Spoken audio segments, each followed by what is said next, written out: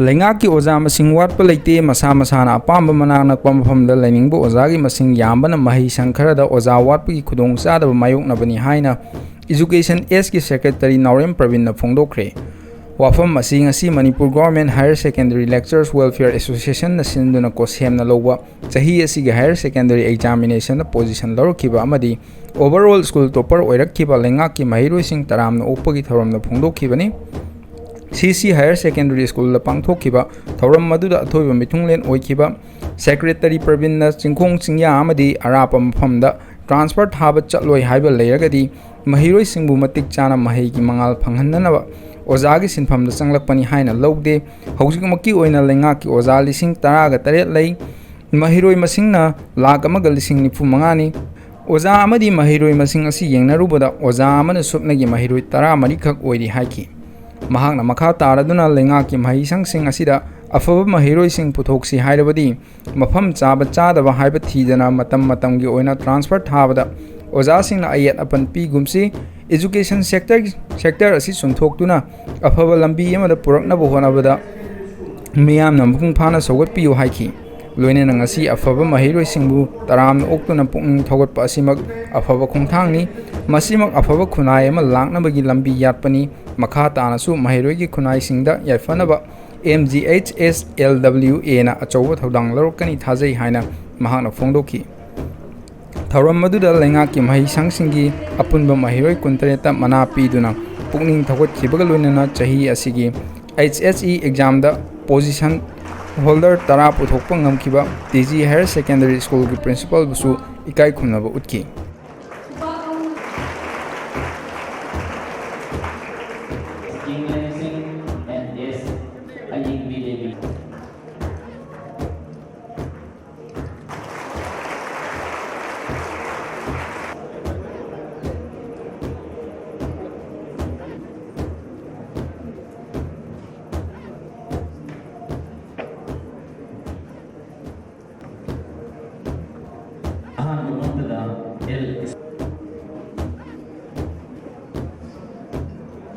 Manipur na British ingi makhutdagi ningtamba phangkhiba sok lising amaga chamapan nifu taret king hasigi numit August 13 ningsing laduna All Manipur United Club Organization amuko na ngasi Manipur Independence Day thoram pangthokre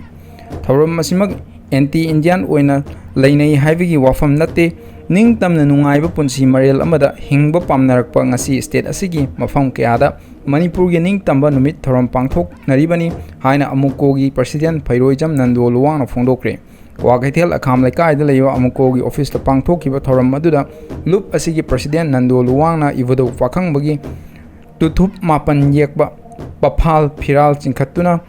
nungaiba phongdokhi Nando na makha taraduna British na Manipur bu Maharashtra boda chandragi khutta ningtamba sinaramba matamda amadi sok lising amaga chamapan nifu mapanda India da Manipur na tinba matamda ngasi oriba Manipur gi pak chawba saruk asimakni ngasida miyoi kharana puwari semdoktuna Manipur gi lam asi tampak khakni haina phongdorokpa laibak thibani Burmese amadi British singi makhutta thengkhang anirakta maithi khibanatana lisang sitna Manipur asi maning makha tamna ningthau palakpa khunaini chok lising amonga samapan nifu mapanda Manipur na India da tinlaba matungda khunai asi ngasi phawwa mating phudokpa ngamdaba kaya lerakpa thabak ama tawbada maning tamna pangba ngamdaba afa apun kaya na ngasidi langoi chansilli Manipur na British ingi makhuttagi ningtamba phangkhiba matamda chingkhatkiba paphal phiral ngasi chingkhatpa matamda asuk nungaiba phawriba asinadi aseng maning tamba numitta chingkhatpa oiramlabadi kayagi matik nungaigani haina mahangna phongdokhi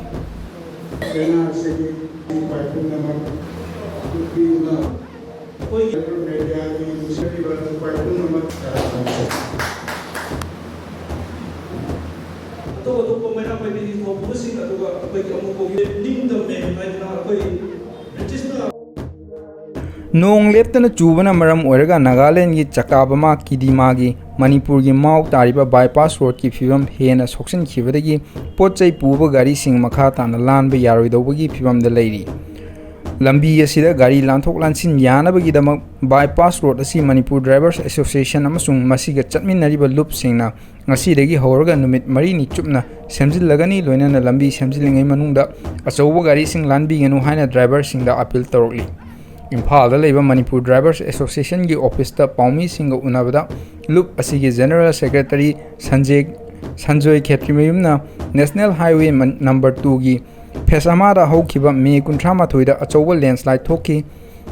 Masina maram oiraga North East Federation of Trade Union gi makhada Manipur Drivers Association yauna masiga chatminnariba tongan ba loop singna bypass road asi semduna Nongmada changdaba yadraba pochai puba gari sing Manipurda pusinduna lakhibani adubu nong singi phibam phattabana maram oiduna bypass road asigi phibam hena soksil lakhibani loinana Phesama gi lambi semjilliba asisu matam kuina changgadabana bypass road asi ningthina semjinduna pochai puba gari sing lepa leitana pusilakna bu honariba asida mateng pangbiyu haina su appeal torokli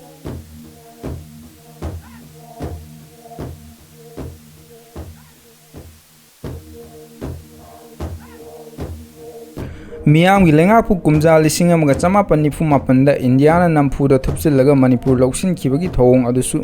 ngasisu amuk hanna thoklari haina Coalition for Indigenous Rights Campaign CIRCA gi General Secretary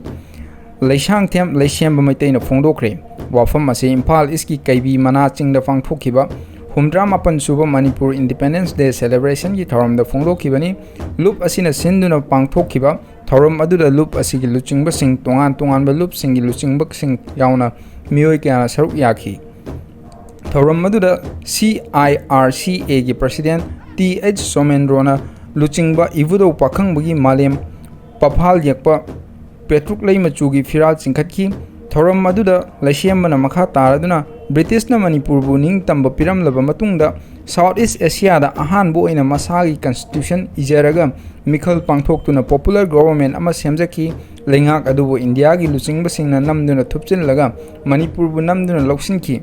thaudok aduga chap manana ngasisu miyang gi lengak leina lengak adubu inthuraga president rules alaiduna mapaldagi hablokpa state asigi yelho minataba sing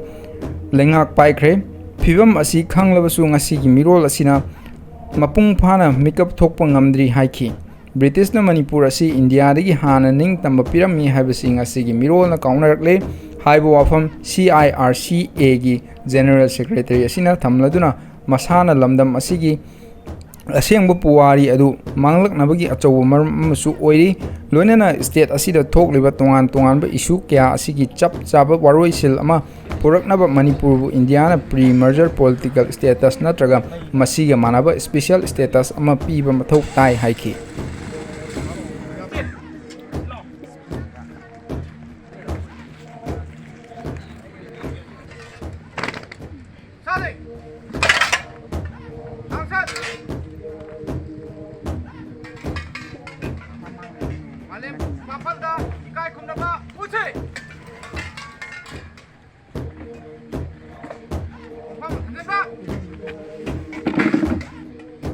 Mapangal kanba leibak ama semba haibasi miyamgi makha poli miyamgi khutta lei haina chief minister oiramba N Biren na phongdokre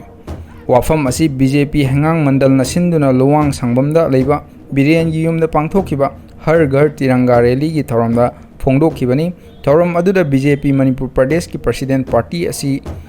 atai luchingba sing